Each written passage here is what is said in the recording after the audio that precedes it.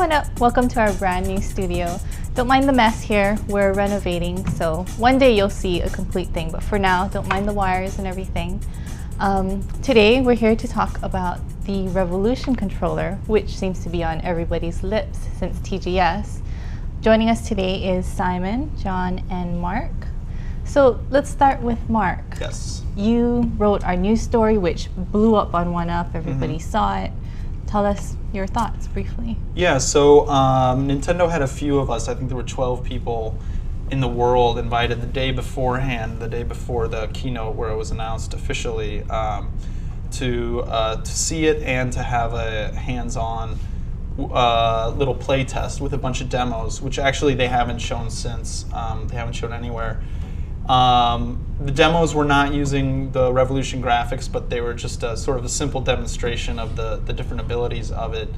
PlayStation 3 and Xbox 360 are going to have this terrible bloody battle, and nobody's going to make any money, and they're chasing after the same thing that everyone's been going after, you know, for the last 10 years. We're going to go this other direction, try to branch out, expand the market, you know, get your mom playing games was one of the things they kept talking about. So from there, we started in the demos, and this will act as our Revolution controller unit, I guess, for the rest of the day, despite the fact that it says Sony very prominently on it. So there were a bunch of demos, and we got to hold the controller very quickly and play a bunch of them. And they really showed off the technology. I have to say, like, it's a lot smaller than this. It fit really comfortably in your hand, and most of the games, they were very simple mini games, and most of them from the very beginning were really intuitive. You knew exactly what you were supposed to be doing, and they just worked exactly how they were supposed to right from the start. So the first game was just a game where you were shooting little blocks, and there was a really quick demo of it, and then they handed us the controller, and it was a competitive game. 2 people were doing it, and you try to shoot the blocks first. You know, really simple, stupid game, but it was actually kind of fun because, you know, you were just pointing. It was just like a very simple light gun game, and it was very sensitive. You know, you want to, when you first got it, at least you want to like wave the controller around everywhere, but it's actually, you know, all it takes is this and that, and you're moving from, you know, one edge of the screen to the next and shooting stuff. So there were a bunch of demos like that, and then the final one they showed us had the nunchuck attachment, which the Apple mouse will be standing in for. It's basically a second piece, as you've probably all seen in the pictures, that has an analog stick on it, 2 trigger buttons. They had a version of Metroid Prime 2 Echoes for the GameCube hooked up that was just reprogrammed to take advantage of the controller. And so you would use, just like you normally would, you use the left stick to move around, left, right, forward, and back. And then the right stick was your look around analog stick. So like you would for the right stick on a regular, you know, DualShock or something, you'd look up by moving the controller up, down, left, right, etc. And for the most part, it worked really well. It was really intuitive. It kind of felt like a keyboard and mouse setup where you just kind of forgot that you were holding this after a little while. Definitely more than regular Metroid Prime, which made you like hold down a button. You'd stop moving, hold down a button, and then look around. You know, it was really unwieldy. It also has a lock-on for killing enemies, which with this setup you didn't really need. You just move around and you would point and aim where you wanted to shoot. It would wig out a little bit every once in a while. It was really programmed quickly. It wasn't like a finely polished demo, probably why they weren't just showing it to everybody. So it would just glitch out. It would, you know, it would just start moving like crazy, and then you would get it back, and then it would be fine. You know, but for the most part, it was okay. And that was the thing. They first gave it to us. We were standing up, and it was like, you know, you were like this, and it felt like, you know, it just felt ridiculous, and your arms got tired really fast. And it was like, well, I don't know about this. But then they're like, no, here, and they pull up a chair, and they're like, just sit down. You don't have to like wave your arms all over the place. Just calm down a little bit. And so then you sit down, and we had the controller just resting on your lap like you would a normal controller. And it was actually really comfortable because your hands didn't even have to be together like this. They could just be, you know, a little further apart, however you normally have them. And then it was very sensitive. It was just like this, you know. This would turn you left. This would turn you right.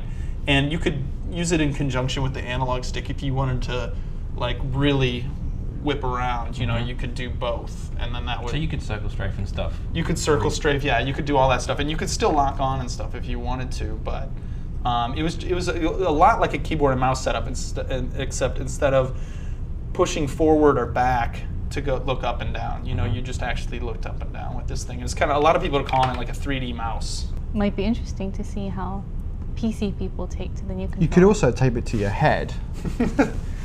Yeah, that's and true. where you look, You could tape it And to look your like head. that. I think where you look is where you're really looking Yeah, I in the think game. they could include a chin strap as well with the final thing. An accessory. I'm buying this bit, definitely. I think this is a good idea, and I like the fact that you can rotate it and it becomes a sort of retro controller.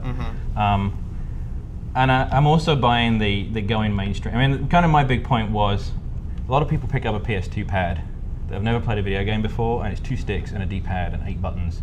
Right. And they just look at it and they're like, oh my god, what do I do? And they spend half the time looking at the controller. So I think this idea of just making it so that you're not even thinking about it. Right. That's probably more significant for going mainstream than the HD era, or, you know, Blu-ray, or Yeah, I mean, I think it's also like a lot like the iToy. like the DS style games. These things that are sort of built around the control system. And I think this might be where they fall down, is this sort of The nunchuck attachment. the idea of, okay, this controller is really good for everything from now on, but there are X million people that are conditioned to a type of playing, and this is us accommodating them. And presumably it's more than just this thing, right? There's others. Well, that's the other thing. It's not just the nunchuck attachment. Basically, they've also kind of hedged their bets, saying that the remote controller can snap into any, you know, shell and turn it into a wireless Like a normal Revolution controller. controller. Yeah. So, for example, they're going to be releasing all their old Nintendo games for the Revolution, N64 games, Super Nintendo games, NES games. You could very easily make a N64 controller shell that just slid into, and it was just like an N64 controller. Stick on this thing. I mean, it feels like the GameCube controller, and it's a Yeah, pretty the good analog nub is fine. There's 2 other And how did triggers the sort on of it. detachment thing feel? I'm sounding really negative. I mean, I really do think it's a really good idea, and I'm really, but I just I thought you liked this. I do like this, but now he's describing it. I'm seeing some things that are going to be a bit weird the first Right. time I take the thing. I mean, you know, I want one, Right.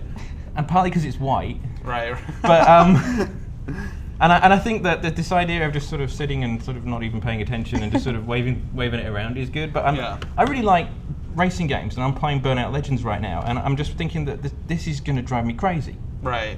Like this. Well, maybe I mean, it could be like this, and I don't know if that would make you any happier, but you know, it could be something like this where that's your. I think, your you know racing what? game. When I first saw this, I thought it was crap. And You thought it looked like I thought crap? it looked ridiculous, yeah, because it was so, I guess it was so different. And then I sort of gradually, you know, I read your thing and I thought, this sounds excellent, you know, it's kind of way to control things. I think that was a lot of people's first reaction. I think, Yeah. I mean, you've got like this kind of, you know, TV remote in one hand and weird sperm thing in the other, like strange wiggly creature. And, you know, you've got to try and kind of make these things work together. And, you know, I think it's interesting what you said at the beginning, which is that, you know, Nintendo's interested in the Nintendogs crowd, and they've been helping old people in Japan. Right. Remember where they put things, presumably, like the old controller, which they'd probably rather use.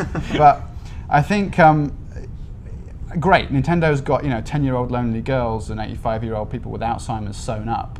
But I think PS3 and Xbox 360 are going to gobble up all of the rest. And I think that this whole idea of the mainstream gamer is a very, very tricky thing to sort of pin down, because I'm not sure I've ever met one. There are a lot of people who, or even that remember like the 8-bit Nintendo, who played it but then got out of it. I don't know about you guys, but all my friends growing up, I'm like the one guy who still plays video games like religiously. But these friends, when I was growing up, you know, were just as avid gamers as I was, but somewhere along the line, you know, they got lost.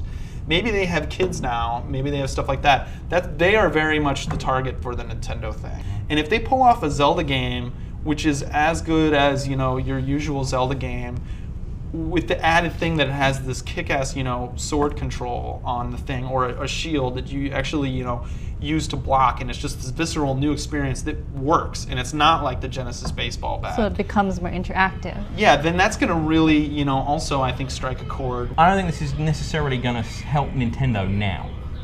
I think a lot of people are going to be like, huh, what the hell?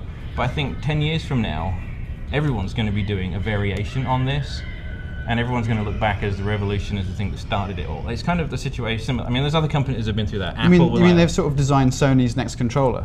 Kind of. They've kind of like, they've done this and it's really radical and it's really extreme, and you know, they have their own quirky way of doing things, and some people will respond to it and some won't. Right. But then PS4 and Xbox, whatever. They'll take it and refine There'll be some yeah.